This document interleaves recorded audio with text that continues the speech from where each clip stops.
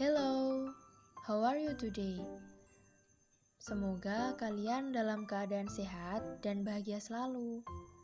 Perkenalkan, Kakak Milvalia Arfianti, biasa dipanggil Milva, dari Prodi Pendidikan Ekonomi Universitas Jember. Nah, di sini kita akan membahas materi ekonomi kelas 11 tentang ketenagakerjaan. Kompetensi dasar pada materi saat ini ada KD 3.3 menganalisis permasalahan ketenagakerjaan dalam pembangunan ekonomi. Ada KD 4.3 menyajikan hasil analisis masalah ketenagakerjaan dalam pembangunan ekonomi dan bagaimana cara mengatasinya. Nah, selanjutnya ada pokok pembahasan kita kali ini. Yang pertama yaitu ada ketenagakerjaan, yang kedua jenis-jenis tenaga kerja, yang ketiga ada masalah ketenagakerjaan, dan yang terakhir upaya meningkatkan kualitas tenaga kerja. Nah, langsung saja kita mulai pada pokok pembahasan yang pertama, yaitu seperti apa sih ketenagakerjaan ini? Nah, pengertian ketenagakerjaan menurut Undang-Undang Nomor 13 Tahun 2003 tentang Ketenagakerjaan menyatakan definisi tenaga kerja adalah setiap orang yang mampu melakukan pekerjaan guna menghasilkan barang atau jasa baik untuk memenuhi kebutuhan sendiri maupun untuk masyarakat. Sedangkan ketenagakerjaan sendiri adalah segala sesuatu yang berhubungan dengan tenaga kerja pada waktu sebelum, selama, dan sesudah masa kerja. Dalam definisi ketenagakerjaan, yang dimaksud dengan tenaga kerja sebelum masa kerja antara lain pemagangan dan pengumuman lowongan kerja. Kalau tenaga kerja selama masa kerja antara lain perlindungan kerja, upah atau gaji, jaminan sosial dan kesehatan, jaminan keselamatan kerja, serta pengawasan kerja. Sedangkan tenaga kerja sesudah masa kerja antara lain pesangon dan pensiun atau jaminan hari tua. Selanjutnya, kita perlu membahas tentang tenaga kerja, angkatan kerja, dan kesempatan kerja. Tenaga kerja sendiri yaitu penduduk yang berusia produktif, yaitu antara 15 sampai 64 tahun. Jadi, penduduk usia kerja atau tenaga kerja ini penduduk yang berumur 15 tahun sampai 64 tahun. Di negara-negara berkembang seperti di negara kita di Indonesia ini. Nah, yang kedua ada angkatan kerja. Angkatan kerja sendiri yaitu penduduk yang telah bekerja atau masih mencari pekerjaan. Jadi, angkatan kerja ini sangat membutuhkan lapangan pekerjaan. Yang terakhir ada kesempatan kerja. Kesempatan kerja itu tersedianya lapangan kerja bagi angkatan kerja yang membutuhkan pekerjaan. Kesempatan kerja di Indonesia ini sudah dijamin dalam pasal 27 ayat 2 Undang-Undang 1945 yang berbunyi, tiap-tiap negara, tiap-tiap warga negara berhak atas pekerjaan dan penghidupan yang layak. Berdasarkan undang-undang tersebut telah dijelaskan bahwa pemerintah Indonesia ini bertanggung jawab atas penciptaan lapangan kerja. Nah, sekarang kita sudah masuk ke pokok pembahasan yang kedua, yaitu jenis-jenis tenaga kerja. Tenaga kerja dapat dibedakan menjadi beberapa jenis. Yang pertama ada berdasarkan sifat kerjanya, yang kedua ada berdasarkan keahliannya, dan yang ketiga ada berdasarkan hubungannya dengan proses produksi. Berdasarkan sifat kerjanya itu dibagi menjadi dua, yaitu tenaga kerja rohaniyah atau non-fisik, yaitu tenaga kerja yang lebih banyak menggunakan proses pemikiran atau gagasan dan ide.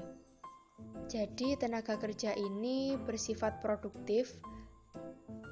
Contohnya seperti manajer, direktur, dan konsultan. Seperti gambar di samping, ini contoh tenaga kerja rohaniyah atau non-fisik konsultan. Yang kedua yaitu tenaga kerja jasmaniyah atau tenaga kerja fisik. Jadi tenaga kerja jasmaniyah ini lebih mengandalkan fisik dalam proses produksi. Contohnya seperti sopir dan montir. Nah, pada gambar di samping ini adalah contoh tenaga kerja jasmaniyah, yaitu sopir. Nah, selanjutnya ada jenis-jenis tenaga kerja yang berdasarkan keahliannya. Yang pertama ada tenaga kerja terdidik. Tenaga kerja yang mendapatkan suatu keahlian pada suatu bidang melalui pendidikan. Jadi tenaga kerja ini memerlukan suatu kemahiran atau keahlian pada suatu bidang tertentu itu melalui sekolah atau pendidikan. Misalnya seperti dokter, pengacara, hakim, guru, akuntan, notaris, insinyur, dosen, polisi, dan masih banyak lagi. Nah, contohnya seperti gambar di samping yaitu seorang dokter. Yang kedua ada tenaga kerja terlatih. Tenaga kerja yang memiliki keahlian tertentu. Jadi, tenaga kerja ini memerlukan latihan dan pengalaman kerja. Contohnya seperti chef, montir, penjahit, dan pelukis. Seperti gambar di samping ini yaitu seorang chef. Yang ketiga ada tenaga kerja tidak terdidik dan tidak terlatih, yaitu tenaga kerja yang hanya mengandalkan tenaga saja. Jadi tenaga kerja ini tidak memerlukan pendidikan dan latihan sebelumnya, hanya mengandalkan tenaganya saja. Misalnya seperti pembantu, tukang becak, kuli bangunan, buruh gendong, dan penyapu jalanan, dan masih banyak lagi. Seperti contoh di samping yaitu seorang tukang becak. Selanjutnya, jenis-jenis tenaga kerja berdasarkan hubungannya dengan proses produksi. Yang pertama yaitu tenaga kerja langsung, yaitu tenaga kerja yang terjun langsung dalam proses produksi. Jadi tenaga kerja ini langsung terlibat dalam proses produksinya. Contohnya seperti karyawan produksi, petani beras, dan lain-lain. Seperti gambar di samping yaitu petani beras. Selanjutnya ada tenaga kerja tidak langsung, yaitu tenaga kerja yang tidak berhubungan langsung dalam proses produksi. Jadi tenaga kerja ini tidak terlibat secara langsung dalam proses produksinya. Contohnya seperti pemasaran, bagian penjualan, marketing, dan periklanan. Selanjutnya kita masuk pada pokok pembahasan yang ketiga yaitu masalah ketenaga kerjaan.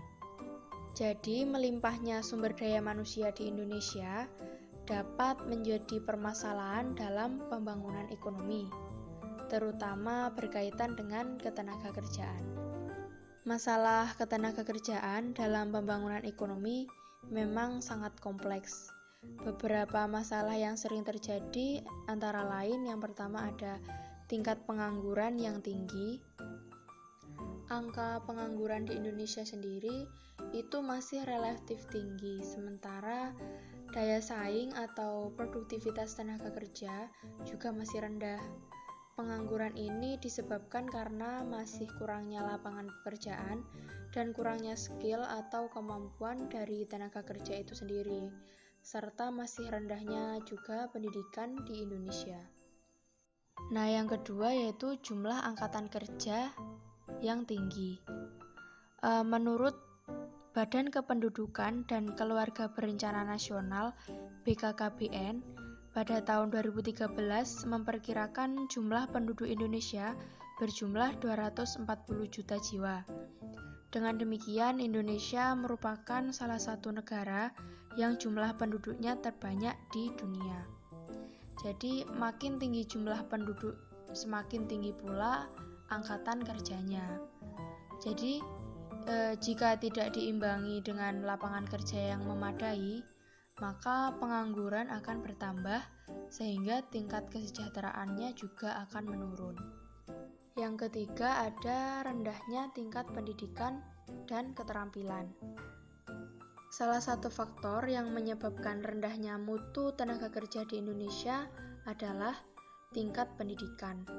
Tingkat pendidikan yang rendah berdampak pada keterampilan yang tidak sesuai dengan kualifikasi yang dibutuhkan perusahaan.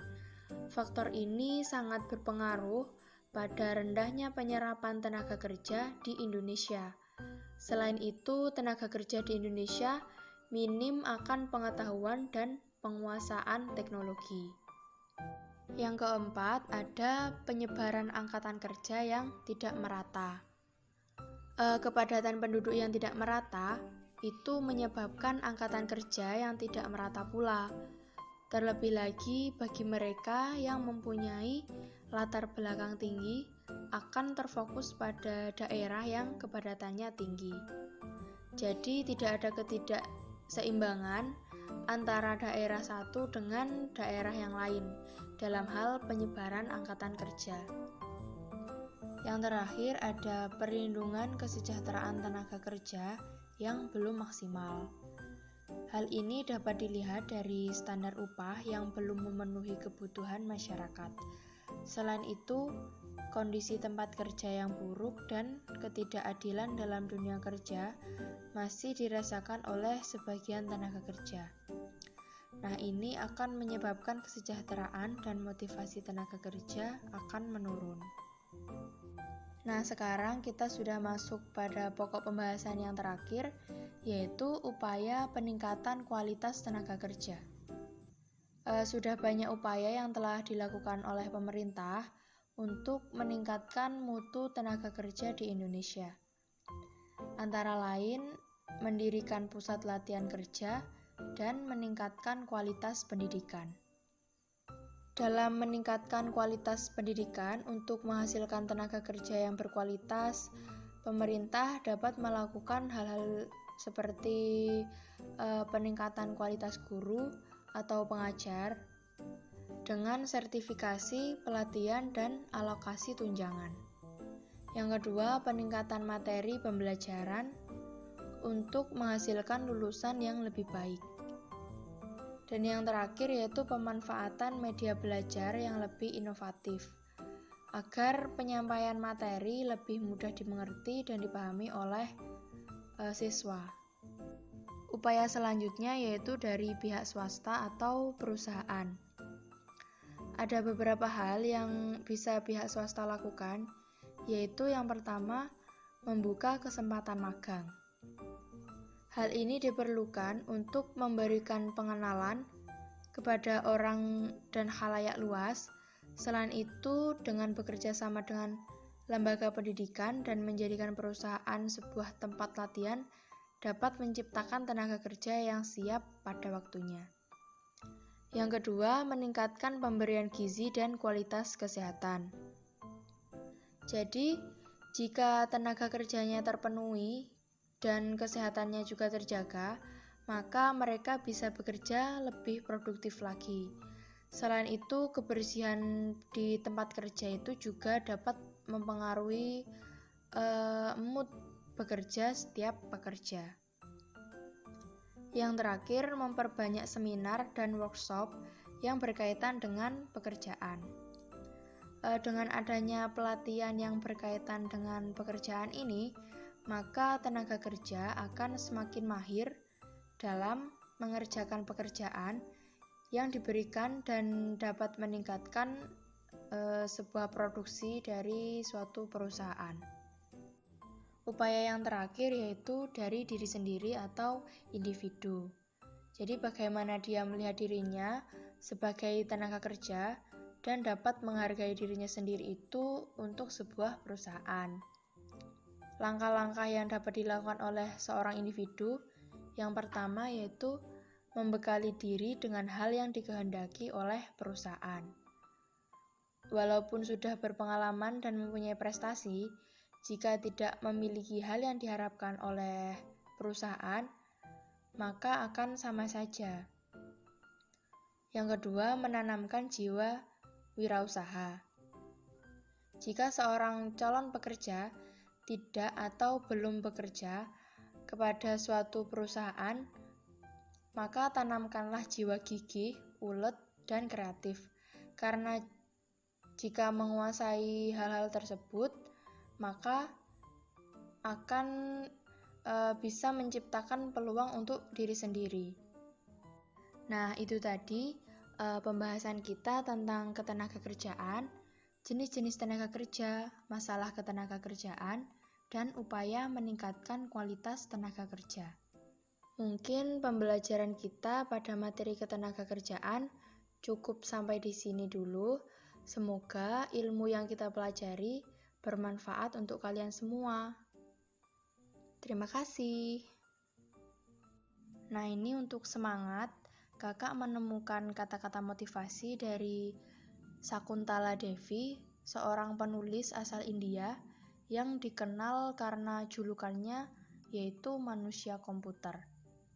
Beliau mengatakan, pendidikan bukan cuma pergi ke sekolah dan mendapatkan gelar, tapi juga soal memperluas pengetahuan dan menyerap ilmu kehidupan. Jangan patah semangat ya, dan terus belajar. Sekian materi dari saya, kurang lebihnya mohon maaf, dan semoga bermanfaat. Wassalamualaikum warahmatullahi wabarakatuh.